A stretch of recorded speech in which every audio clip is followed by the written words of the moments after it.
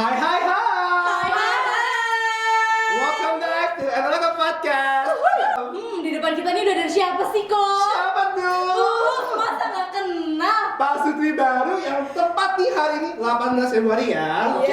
Yes. 2 bulan. Baru nikah nih. Tanya kali ya, perbedaan sesudah menikah dan sebelum menikah tuh apa ya Cici dan Koko? Iya, Koko silakan jawab. Enak ya, langsung dilempar nih ke sini. Perbedaannya pastinya dari sisi komitmennya itu beda.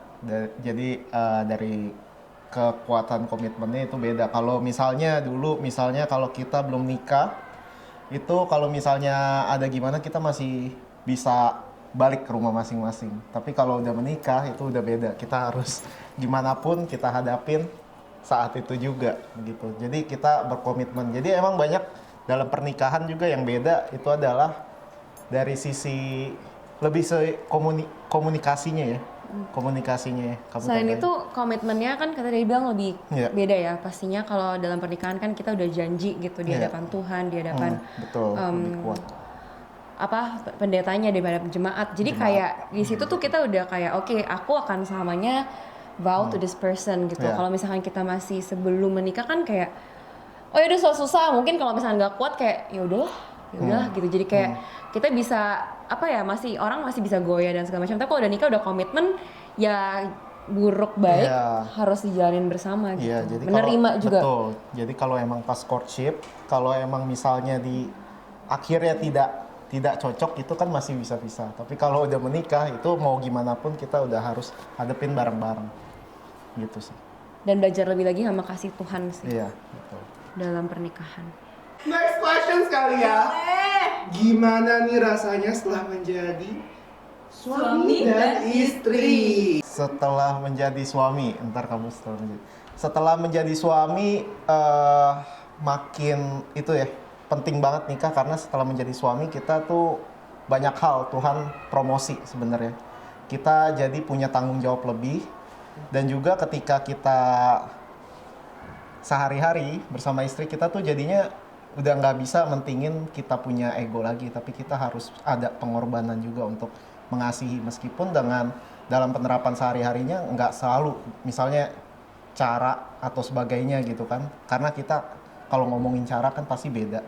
Jadi kita perlu lebih mengerti, meskipun kadang kita harus mengorbankan diri sendiri juga gitu. Kalau kamu?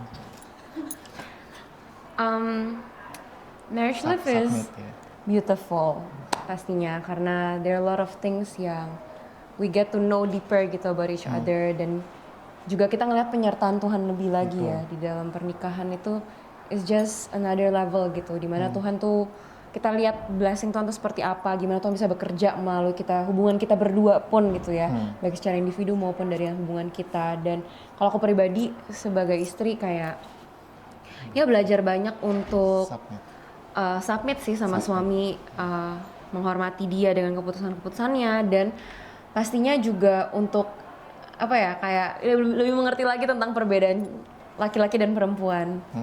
Dan di situ ya belajar juga kalau ada hal-hal yang kayak aku nggak usah terlalu ributin gitu, yang hal-hal yang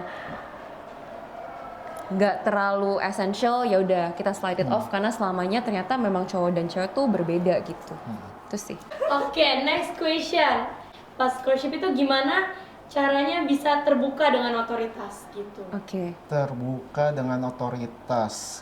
Kalau kita sih emang dari awal sih terbuka banget ya sama otoritas. Gitu. Udah jawab ya. Jadi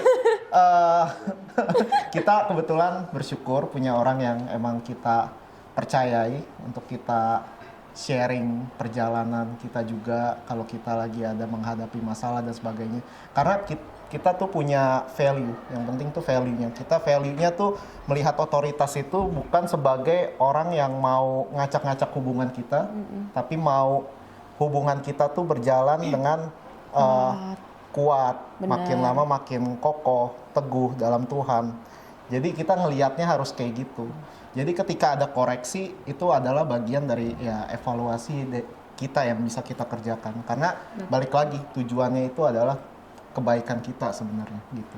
Betul, dan adanya otoritas dalam courtship kita tuh sebenarnya membantu dan Membantu, sangat sebenarnya menjaga kita gitu loh. Karena kan ada hal-hal yang kita berdua tuh nggak bisa kadang selesaiin sendiri gitu. Butuh ada orang di atas kita yang bisa speak to us gitu. Dan kita tahu otoritas itu sebenarnya perwakilan daripada Tuhan gitu untuk berbicara dalam hidup kita. Jadi kita harus lihat juga otoritas tuh bukan untuk sebenarnya mau ikut campur atau gimana untuk kayak udah iseng-iseng aja acak-acakin gitu ya, enggak gitu, tapi benar-benar masuk ke dalam hidup kita tuh untuk kita bisa berlari lagi lebih kuat dibandingkan mereka gitu sebelumnya karena mereka yang ngelihat kita. Jadi harus diubah sih ya cara pandangnya Ya, cara terhadap pandangnya. otoritas dalam courtship sebenarnya untuk kita juga gitu tujuannya. Betul. Last question. Gimana sih praktek ketuhanan dalam courtship? Oke. Gantian kamu. Masih lagi mikir. Lagi mikir. Kalau praktek ketuhanan, apalagi masa courtship ya, kan kita bisa bilang itu masih masa Iya. singleness gitu, masih sendiri-sendiri. Itu penting banget untuk kita kenal sama Tuhan, diri punya sendiri. waktu Iya. pribadi. Itu benar-benar penting karena buat aku ya itu yang sebenarnya jadi kita punya core in relationship juga di dalam courtship itu tersendiri. Karena ketuhanan itu nanti sebenarnya akan menjadi jawaban di masa-masa dimana ketika kita merasa nggak ada jawaban gitu antara semua diskusi, itu Tuhan yang ketika masa sendiri Tuhan tuh yang bicara, dan itu sebenarnya yang korek kita juga di dalam hubungan kita gitu. Ketika kita ada salah, ada perbuatan yang nggak tepat, itu dalam hati bisa ada muncul gitu ngerasa nggak nyaman, rasa kayak itu kan udah dibilang harus mengampuni, kamu harus lebih mengasihi. Jadi kayak banyak koreksi pribadi gitu loh kalau lordshipnya kuat. Jadi ketika otoritas masuk pun kita udah punya sikap kayak sikap ya memang di sini ya aku belajar, aku mau dikoreksi biar aku lebih baik lagi dan aku juga bisa benar gitu di hadapan Tuhan. Seperti itu sih. Jadi kita ketika punya lordship yang kuat, kita pasti akan jadi orang yang punya hati mau belajar, dan orang yang mau belajar itu yang bisa Tuhan pakai gitu. Udah dibabat habis jawabannya. Jadi Sekian dan terima kasih. sekian dan terima kasih. Udah sangat lengkap ya. Ya, baik.